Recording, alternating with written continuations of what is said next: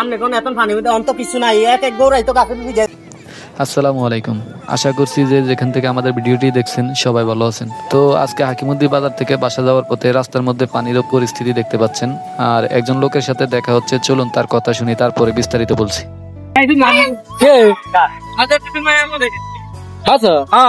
কোন সময় বেরিয়ে আছে না?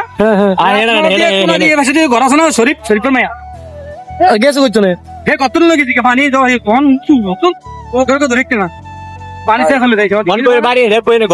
তো সে বলছিল যে শরীফ নামের একটি লোকের মেয়ে জোয়ারের পানিতে নাকি বাসা থেকে বাসিয়ে নিয়ে চলে গেছে।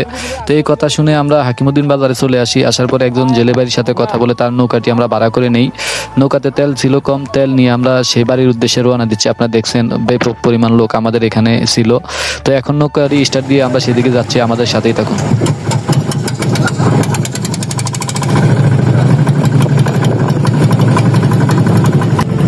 তো দেখতে পাচ্ছেন আমরা একটি খালের ভিতর দিয়ে, এই খালটি একসময় বেতুয়া পর্যন্ত ছিল। তো আমরা এই বেতুয়া খালের ভিতর দিয়ে আমরা যাচ্ছি। এখন আমরা যাব একদম মেঘনা নদীর তীরে। মেঘনা নদীর তীরে সেই মেয়েটির বাড়ি অবস্থিত।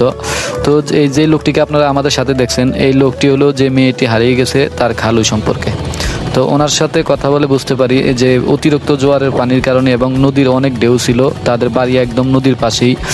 তো যেহেতু মেয়ের বাড়িটি একদম নদীর কিনারেই অবস্থিত, সেজন্য অতিরিক্ত ঢেউয়ের কারণে মেয়েটিকে বাসা থেকে জোয়ারের পানি কেড়ে নিয়ে যায়। তো আমরা সে বাড়ির উদ্দেশ্যে যাচ্ছি। দেখতে পাচ্ছেন রাস্তাঘাট কি পরিস্থিতি, একদম পানিতে ভরপুর। তো আমরা খালে খালে যাচ্ছি। আমাদের নৌকাটি কিছুক্ষণ আগে বন্ধ হয়ে গেছিল, তো এখন আবার নৌকাটি স্টার্ট দিয়ে আমরা যাচ্ছি। আমাদের সাথেই থাকুন।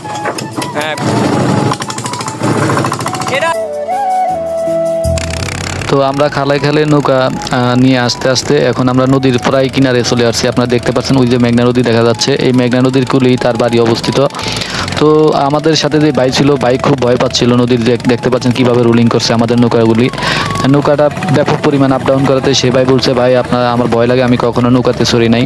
তারপরও তাকে সাহস নিয়ে চলতে হবে বলে আমরা তার সাথেই যাচ্ছি। আপনারা দেখতে পাচ্ছেন আমার নিজেও মনে একটু ভয় পেয়েছিলাম যখন নৌকাটি এই দিক থেকে ওদিকে দোলাদুলি করছিল। আমার সাথে আমার এক ছোট ভাই ছিল, ও খুব ভয় পাচ্ছিল। আমরা যাচ্ছি সেই মেয়েটির বাড়ির কাছাকাছি। আমরা এখন মেঘনা নদীর একদম কিনার দিয়ে চলে যাচ্ছি। দেখতে পাচ্ছেন নদী অনেক উত্তাল, নদীতে প্রচুর পরিমাণ ঢেউ, আপনারা কিছুক্ষণ পরেই দেখতে পাবেন। তো এই হলো মেয়েটির বাড়িটি, হলো এদিকে অবস্থিত। আমরা সেদিকেই যাচ্ছি, দেখতে পাচ্ছেন একদম নদীর কিনারে। তো আমরা সেদিকে যাচ্ছি। মেয়েটির বাড়ির নাকি বেড়াটেরা যা আছে সবই ভেঙে ফেলেছে জোয়ারের পানি, এবং এখানে আরও কিছুক্ষণ আগে নাকি প্রচণ্ড ঢেউ ছিল, সেই ঢেউয়ের কারণে মূলত মেয়েটি হারিয়ে গেছিল। এই হলো মেয়েটির বাড়ি।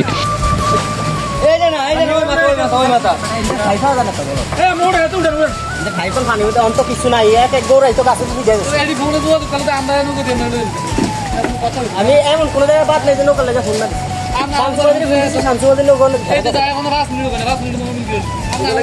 তো আপনারা স্ক্রিনে এখন যে লোকটিকে দেখতে পাচ্ছেন, এই লোকটি হলো যে মেয়েটি হারিয়ে গেছিল তার বাবা। আমরা এখানে এসে জানতে পারি যে তার মেয়েটিকে কিছুক্ষণ আগে উদ্ধার করতে পেরেছিল।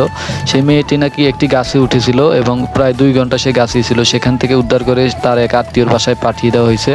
তো আমরা এখানে এসে অবশ্য তার মেয়েটির বাবাকে আমরা উদ্ধার করতে পেরেছি। সে প্রায় 6 ঘন্টা পানির ভিতরেই ছিল। দেখতে পাচ্ছেন প্রত্যেকটি বাড়িতে কি পরিমাণ পানি এবং কি পরিমাণ পানির ঢেউ। তো আমরা এখানে তার বাবাকে নামিয়ে দেই এবং আমরা নিজেরাও এখানে নেমে যাই, কারণ নদীর অনেক ঢেউ। এখান দিয়ে আসার সময় আমরা অনেক রিস্ক মনে করেছিলাম।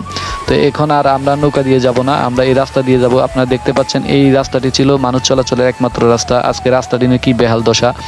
তো মেয়েটির বাবাকে আমরা এখানে নামিয়ে দেই এবং এই রাস্তা ধরেই আমরা হাকিমুদ্দিনের উদ্দেশ্যে রওনা দিই। আমরা নদীর ভিতর দিয়ে যাব না, কারণ আসার সময় আমরা অনেক ভয় পাইছি। এখন ট্রলারটি বিদায় করে দিয়ে আমরা এই রাস্তা ধরেই হাকিমুদ্দির দিকে চলে যাচ্ছি। তো এতক্ষণ আমাদের সাথে থেকে আমাদের ভিডিওটি দেখার জন্য আপনাদেরকে অসংখ্য ধন্যবাদ, এবং আমাদের ভিডিও দেখতে কীরকম লাগে আমাদের কমেন্ট বক্সে গিয়ে কমেন্ট করে জানাবেন, লাইক করবেন এবং আমাদের ভিডিওটি শেয়ার করে দেবেন। আপনাদের একটি শেয়ারের কারণে আমাদের ভিডিওগুলি অনেকের কাছে পৌঁছাবে, তাই আশা করব আপনারা সবাই ভিডিওটি শেয়ার করে দেবেন।